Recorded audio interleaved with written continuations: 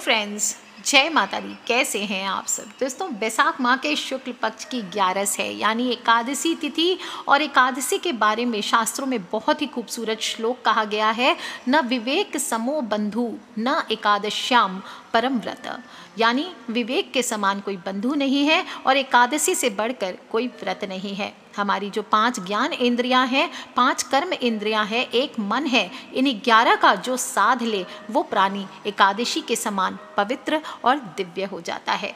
बैसाख माह के शुक्ल पक्ष की एकादशी तिथि है और महान तिथि है। स्कंद पुराण के अवंतिका खंड में शिप्रा नदी जो अमृतदायिनी पुण्यदायिनी कही गई है, इसकी इसी के तट पर समुद्र मंथन हुआ था और उसके दौरान निकले अमृत कलश को लेकर देवताओं और असुरों के बीच जब झगड़ा होने लगा कि कौन पहले अमृत पिएगा, तो अमृत को लेकर जब दोनों पक्षों में युद्ध की स्थिति आ गई, तब भगवान विष्णु ने अमृत को राक्षसों से बचाने के लिए मोहिनी रूप धारण कर राक्षसों को चकमा दिया और देवताओं को अमृत पान कराया। यह दिन देवासुर संग्राम के समापन का दिन भी माना जाता है। बैसाख माह के शुक्ल पक्ष की एकादशी तिथि और इसीलिए इसे मोहिनी एकादशी के नाम से जाना जाता है और श्री भगवान श्री हरि के मोहिनी स्वरूप की इस दिन पूजा का विधान आता है।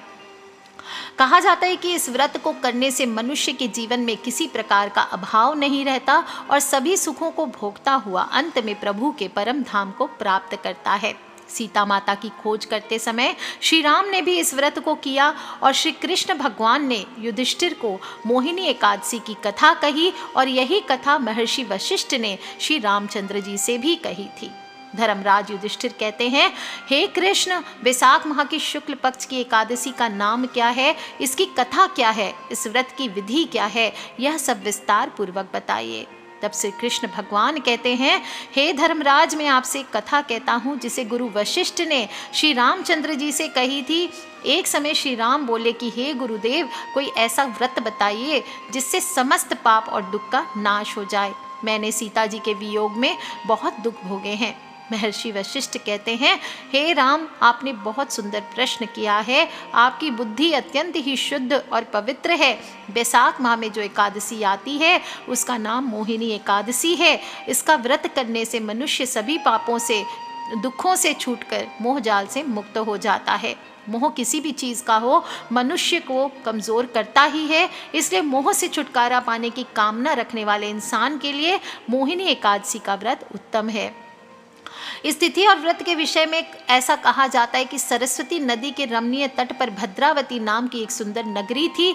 वहाँ धृतिमान नामक राजा राज्य करता था जो चंद्रवंश में उत्पन्न हुआ और सत्य प्रतिज्ञ था।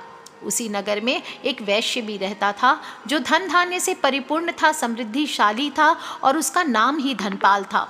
वह सदा पुण्य कर्म में लगा रहता था और दूसरों के लिए प्याऊ, कुआं, मठ, बगीचा, पोखरा, घर आदि बनवाया करता था। सड़कों पर आम हो, जामुन हो, नीम हो आदि अनेक वृक्ष भी उसने लगवाए थे और भगवान विष्णु की भक्ति में उसका हार्दिक अनुराग था।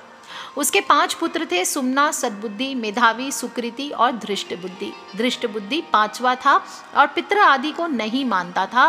वेश्या हो, दुराचारी मनुष्य की संगति में रहकर जुआ खेलता, पर स्त्री के साथ भोग विलास करता, मद्य हो, मांस हो, इनका सेवन करता था। सभी प्रकार के कुकर्मों से वो अपने पिता का धन नष्ट करता था। सदा पापों में संलग्न रहता था और सभी गलत लोगों से मिलने के लिए ललायत रहता था। एक दिन उसके पिता ने इन्हीं कारणों से त्रस्त होकर उसको घर से निकाल दिया और घर से बाहर निकालने के बाद वो अपने गहने हो, कपड़े हो, ये बेचकर अपना निर्वाह करने लगा। और फिर एक दिन आया जब वो भी नष्ट हो गया, तो जितने भी उनके संगति थे, चाहे दुराचारी साथी थे, वेश्याएं थी, सभी ने उसका साथ छोड़ दिया और वो भूख प्यास से अति दुखी होकर इधर उधर भटकने लगा। कोई सहारा न मिलने पर चोरी करना सीख गया और चोरी करते करते एक बार जब वो पकड़ा गया तो वैश्य का पुत्र जानकर चेतावनी देकर छोड़ दिया गया। मगर दूसरी बार फिर वो पकड़ में आ गया और इस बार उसको राज आज्ञा से कारागार में यानी जेल में डाल दिया गया, जहां उसे अत्यंत दुख दिए गए। बाद में राजा ने उसे नगरी से निकाल जाने का कहा। नगरी से निकलकर वह वन में चला गया, पशु पक्षियों को मारकर खाने लगा और कुछ समय के बाद बहेलिया बन गया। धनुष बाण लेकर पशु पक्षियों को मार मार कर खाता था। एक दिन भूख प्यास से व्यथित होकर खाने की तलाश में घूमता हुआ महर्षि कौंडिन्य के आश्रम जा पहुंचा। उस समय बैसाख माह था और ऋषि गंगा स्नान कर रहे थे। उनके भीगे वस्त्रों के छींटे उस पर पड़ गए और उसके पड़ने से उसे कुछ सद्बुद्धि प्राप्त हुई। शोक के भार से पीड़ित हो वह मुनिवर कौंडिन्य के पास गया और हाथ जोड़कर बोला, ब्राह्मण द्विज श्रेष्ठ, मुझ पर दया कीजिए, कोई ऐसा व्रत बताइए जिसके पुण्य के प्रभाव से मेरी मुक्ति हो जाए। कौंडिन्य बोले, बैसाख माह के शुक्ल पक्ष में मोहिनी नाम से प्रसिद्ध एकादशी है, इसका व्रत करो। मोहिनी का उपवास करने पर प्राणियों के अनेक जन्मों के किए हुए मेरु पर्वत जैसे महापाप भी नष्ट हो जाते हैं। मुनि का ऐसा वचन सुनकर दृष्ट बुद्धि का चित्त प्रसन्न हो गया, साफ हो गया और उसने कौंडिन्य के उपदेश से विधि पूर्वक मोहिनी एकादशी का व्रत किया। इस व्रत के करने से वह निष्पाप हो गया और दिव्य देह धारण कर गरुड़ पर आरूढ़ होकर सब प्रकार के उपद्रवों से रहित श्री विष्णु धाम को चला गया। मुनि वशिष्ठ कहते हैं, हे राम, इस व्रत के प्रभाव से उसके सब पाप नष्ट हो गए और अंत में वह बैठकर गरुड़ पर बैठकर विष्णु लोक को गया। इस व्रत से मोह आदि सब नष्ट होते हैं और संसार में इससे श्रेष्ठ कोई व्रत नहीं है, सबसे उत्तम व्रत है। इसके महात्म्य को सुनने मात्र से या पढ़ने से 1000 गौदान के बराबर फलों की प्राप्ति होती है। बोलिए विष्णु भगवान की जय, श्री राम जी की जय। दोस्तों, इस साल ये खास तिथि मोहिनी एकादशी का व्रत 23 मई को रखा जा रहा है। मोहिनी एकादशी रखने से मनुष्य के पापों का अंत होता है और मनुष्य धीरे धीरे मोह जाल से मुक्त हो जाता है। एकादशी तिथि 22 मई को आपको स्टार्ट हो जाएगी सुबह 9:15 से और 23 मई को सुबह 6:42 तक रहने वाली है। पारण जो लोग करेंगे वो 24 मई को करेंगे, 5:26 से लेकर सुबह 8:10 तक रहने वाला है। और इस बार बहुत ही खास है क्योंकि हस्त नक्षत्र और चित्रा नक्षत्र भी रहेगा, तो कोई भी शुभ काम आदि करना चाहते हैं तो इस दिन से आप शुरू कर सकते हैं। इस दिन आपको भगवान के पुरुषोत्तम रूप यानी श्री प्रभु श्री राम के स्वरूप का अगर हो सके तो पूजन करने का विधान है। और दशमी तिथि से ही जो लोग व्रत करेंगे उनको नियमों का पालन करना चाहिए। एकादशी व्रत में दशमी तिथि की रात्रि में मसूर की दाल हो, चने की सब्जी, चने का आटा, बेसन आदि नहीं खाना चाहिए। शहद खाने से भी बचना चाहिए, नॉनवेज आदि ना खाएं, ड्रिंक आदि ना करें और ब्रह्मचर्य का पूर्ण रूप से पालन करते हुए ओम नमो भगवते वासुदेवाय, ओम नमो भगवते वासुदेवाय ऐसा जप करते हुए आपको सोना चाहिए। अगले दिन यानी एकादशी के दिन सुबह सूर्य निकलने से पहले उठना चाहिए या कम से कम 2 घंटे के अंदर अंदर, सूर्योदय के 2 घंटे के अंदर अंदर आपको उठ जाना चाहिए और इसके बाद स्नान आदि करके आपको पूजा प्रारंभ करनी चाहिए।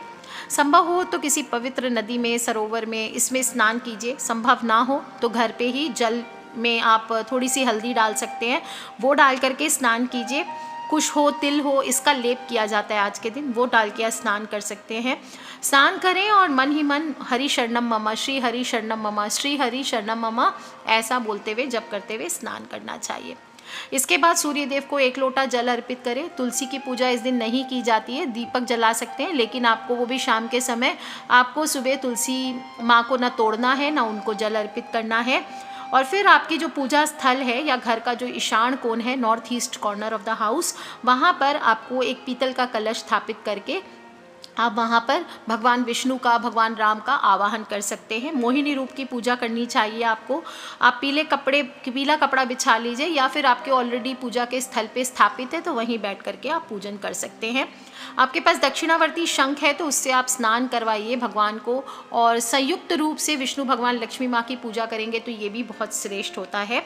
कलश स्थापित करने के बाद कलश पूजन करें और कलश में आप लाल रंग का कलावा बांध दीजिए और स्वस्तिक चिन्ह बना दीजिए, उसमें पैसे हो, हल्दी की गांठ हो, ये रख करके आप स्थापित कर सकते हैं और देवी देवताओं का आवाहन कीजिए। भगवान की प्रतिमा को, स्नान आदि प्रतिमा है और फोटो है तो उसको पोंछ के उस पर आप चंदन का तिलक लगाइए। केसर का तिलक लगाया जा सकता है, चंदन में केसर डाल करके उसको पीस करके तिलक लगाया जा सकता है। और जब स्नान कराएंगे अगर मूर्ति है तो उसमें भी आपको गाय के दूध में केसर मिला करके स्नान कराना चाहिए। भगवान को तिलक करने के बाद खुद को भी तिलक कीजिए, अपने फॉरहेड पर चंदन का तिलक कीजिए और फिर भगवान का पीले रंग के चीज़ों से श्रृंगार करें और भोग लगाएं। पीले वस्त्र पहनाएं और पीले फूलों से उनका श्रृंगार करें। अभी सूरजमुखी का फूल मिलता है, गेंदे का फूल मिलता है, इससे भगवान का श्रृंगार कीजिए। साथ ही आप उनको पीले रंग के फलों का भोग लगाएं, जैसे आम है, केला है, खरबूजा है, इन चीज़ों का आप इस समय भोग लगाएं। आपको भी पीले वस्त्र पहन करके इस दिन पूजन करना चाहिए। स्नान करने के बाद शुद्ध पीले वस्त्र ही पहन करके आप पूजन करें। उसमें तुलसी पत्ता ज़रूर छोड़ना चाहिए, उसके बिना भगवान भोग नहीं आरोगते हैं। तुलसी पत्र आपके पास उस दिन का नहीं है तो गमले में जो गिरी हुई तुलसी है आप चाहे तो वो भी ले सकते हैं, या पहले दिन की तुलसी बासी नहीं होती है, आप वो तुलसी भी यूज़ में रख सकते हैं। गाय के घी में हल्दी मिला करके 1 चुटकी हल्दी या केसर डाल दीजिए, उससे दीपक जलाइए, चंदन से धूप करिए और फिर आपको वहाँ पर भगवान के सामने बैठ करके एक माला का जप करना है। कोई भी आप चंदन की माला हो उससे जप कर सकते हैं, तुलसी की माला से जप कर सकते हैं, रुद्राक्ष की माला से जप कर सकते हैं, कोई भी मंत्र का जप कीजिए। मोहिनी रूप धारण किया था तो ओम मोहिनी रूप धारिणे नमः इस मंत्र का जप कीजिए। ओम नमो नारायण, ओम विष्णवे नमः, ओम नमो भगवते वासुदेवाय, और श्री कृष्ण गोविंद हरे मुरारे, हे नाथ नारायण वासुदेव, ओम नारायण विद्महे वासुदेवाय धीमहि तन्नो विष्णु प्रचोदयात्, ओम नमो नारायण श्रीमन नारायण नारायण हरि हरि। जो भी इच्छा हो आपकी, जो मंत्र वो आपको कर लेना है।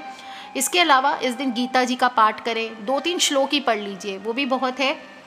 विष्णु सहस्त्र नाम का पाठ कर सकते हैं। मोहिनी एकादशी की कथा मैंने आपको सुनाई है, वो कथा आपको सुननी चाहिए और फिर आरती करके आपको क्षमा याचना करनी चाहिए। दिन भर व्रत के नियमों का पालन करें, अगले दिन आपको व्रत का पालन करने चाहिए। जो लोग भी जलीय व्रत करना चाहते हैं वो जलीय व्रत कर सकते हैं, फलाहार कर सकते हैं। आप चाहें तो एक समय सात्विक भोजन पूजा करने के बाद खा करके व्रत कर सकते हैं, लेकिन ध्यान रखना चाहिए भोजन में भी इस दिन परहेज होता है, चावल का सेवन नहीं किया जाता है। साथ में इस दिन आपको नमक का सेवन नहीं करना चाहिए, सेंधा नमक आप यूज़ कर सकते हैं, और कुल्फ़ा का साग, सेम की फली, बैंगन, ये चीज़ों का भी सेवन आपको इस दिन नहीं करना चाहिए। इस दिन आपको पूजा करने के बाद थोड़ा सा दान ज़रूर करना चाहिए। अगर केले आपने चढ़ाए हैं तो गाय को केले खिला सकते हैं, या गरीब बच्चों में, भूखे लोगों में आपको थोड़ा भोजन बांटना चाहिए।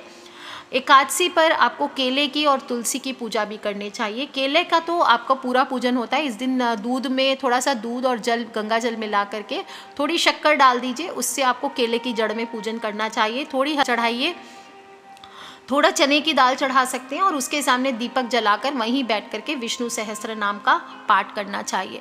विशेष रूप से जिनके भी शादी विवाह से रिलेटेड समस्याएं हैं, या तो शादी नहीं हो रही है या शादी हो गई है तो डिवोर्स तक की नौबत आ गई है, उन सभी को ये उपाय ज़रूर करना चाहिए। और अगर नहीं है केले का पौधा तो तुलसी माँ के आगे शाम के समय दीपक जलाकर वहाँ बैठ करके आप विष्णु सहस्त्र नाम का पाठ कर सकते हैं, तुलसी नाम अष्टक का पाठ कर सकते हैं, ओम नमो भगवते वासुदेवाय इसका जप कर सकते हैं। दोस्तों, हमेशा बताती हूँ कि इस दिन छोटे छोटे उपाय ज़रूर करने। लास्ट वीडियो में भी मैंने आपको कई उपाय बताए हैं, जो लोग कर सकते ठीक है, नहीं तो नमक का उपाय इस दिन बहुत चमत्कारी बताया गया है। हालांकि इस दिन नमक का सेवन नहीं किया जाता है, पर नमक हमारे जीवन से नेगेटिविटी को हटाता है। और बड़े बुजुर्गों का क्या कहना होता था कि नमक से ही घर में बरकत आती है, इससे ही घर में सुख समृद्धि का वास होता है। और कहते हैं कि जिस घर में खड़ा नमक बंधा होता है उस घर में हमेशा बरकत बनी रहती है।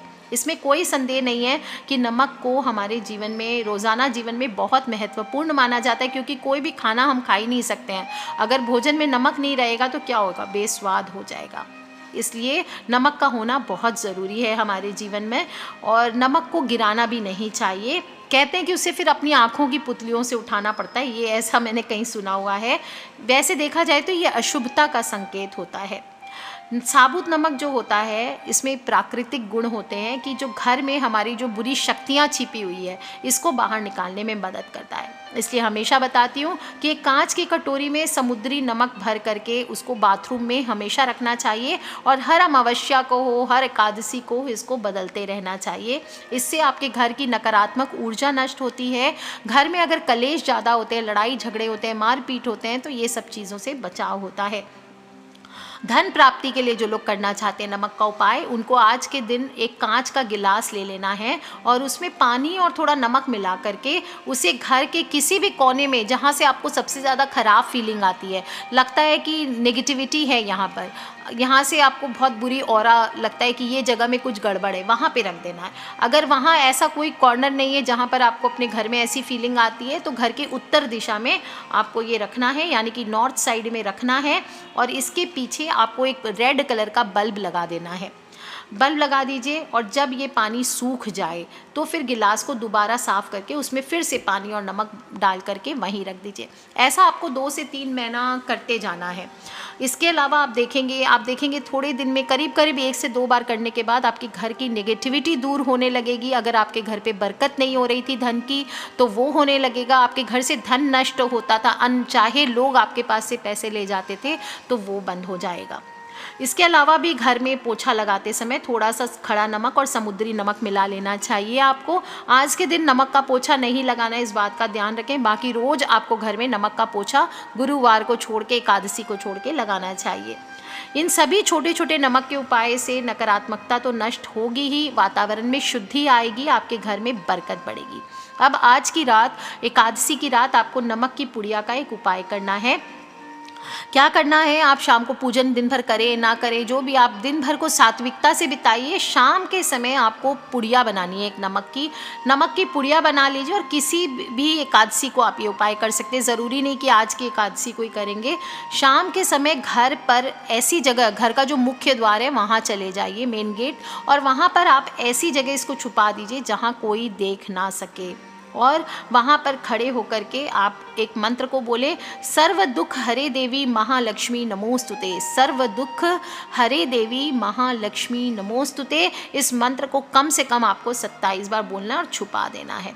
आप देखेंगे इससे रात में जितनी घर में आपकी नकारात्मक शक्तियाँ आती है, या कोई करने की कुछ चेष्टा करता है, कोई बाधा डालने की कोशिश करता है, तो वो आपके घर से दूर होती है। और घर में कई बार होता है ऐसी शक्तियों का वास हो जाता है जो परिवार में दरिद्रता लेकर के आती है, दुर्भाग्य लेकर के आती है, कलेश लेकर के आती है। इन सभी चीज़ों को ये उपाय दूर करता है और जीवन में सुख समृद्धि लेकर के आता है। नमक से जो हमारे घर में दरिद्रता फैल जाती है, गंदगी हो जाती है, ये भी नाश होता है और माता लक्ष्मी की असीम कृपा बरसने लगती है। इसके अलावा सभी परिवार के जो सदस्य हैं उनके विचार सकारात्मक होने लगते हैं और अपने अपने कामों में उनका मन लगने लगता है। असफलताओं का दौर घर से खत्म होता है, सफलताएं आपके जीवन में दस्तक देने लगती है। और कहा जाता है नमक के इस उपाय से 8 जन्मों तक की दरिद्रता जड़ से समाप्त हो जाती है। अगले दिन सुबह आपको ये जो पुड़िया है नमक की, उसको घर के अंदर नहीं लाना है। 1 गिलास पानी में ले जाइए साथ में बाहर, या कोई मग में ले जाइए वॉशरूम के, उसमें इस नमक को घोल करके आपको बाहर ही फेंक देना है। अपने घर के किसी पौधे में नहीं डालना है ये जल को, ये बात का ध्यान रखें। रोड पे डालना है या कहीं पर अगर नहीं जगह है तो बालकनी में जो ड्रेन होगा वहाँ पर आप इसको डाल सकते हैं। आप देखेंगे दोस्तों, इस प्रयोग को करने के बाद आप खुद में महसूस करेंगे कि आपके जीवन से कितनी नेगेटिविटी दूर हुई है और हल्का हुआ है। और इस उपाय को आप चाहें तो आज से शुरू करके 41 डेज तक रोज भी कर सकते हैं, अगर आपको घर में बहुत ज़्यादा नेगेटिविटी लगती है। दरिद्रता एक तो दूर होती है, दुर्भाग्य दूर होता है, और कम से कम इस जन्म के दुर्भाग्य को तो ये हरा ही देता है ये उपाय। और आपको ध्यान रखना है, जब भी ये उपाय करेंगे तो या तो एकादशी या किसी भी सोमवार से आपको इसको प्रारंभ करना चाहिए, और वो भी ये उपाय रात को 9:15 बजे के आसपास आपको करना चाहिए। और अगर घर में कष्ट ज़्यादा है तो जब ये नमक की पुड़िया छुपाएंगे, जैसे अभी कोरोना काल है तो लोगों के घरों में बीमारियां ज़्यादा आ रही है, तो ओम जुंग सह इस मंत्र का जप भी एक माला वहीं पे बैठ के कर लीजिए, या घर के अंदर आकर के कर लीजिए। भोलेनाथ का ध्यान कीजिए, थोड़ी देर उनसे कनेक्ट कीजिए, और फिर आपको सात्विकता से सो जाना है। और सुबह उठ करके नमक की पुड़िया को इसी प्रकार से डिज़ोल्व करके फेंक देना है। दोस्तों, जब भी कोई उपाय करते हैं, ये छोटे छोटे उपाय, आपके जो भी फ्रेंड्स, फैमिली, मम्मी पापा, भाई बहन, बच्चे, जो लोग भी कष्ट में हैं, उन सभी से आप वीडियो ज़रूर शेयर करें अगर वो कष्ट में हैं। लेकिन आपको किसी को ये नहीं बताना है कि मैं ये उपाय करने जा रहा हूँ या कर रहा हूँ। चुपके से आपको ये उपाय करना है, नहीं तो इसका प्रभाव नहीं पड़ता, आपकी सारी मेहनत बेकार चली जाती है, उपाय खंडित हो जाता है।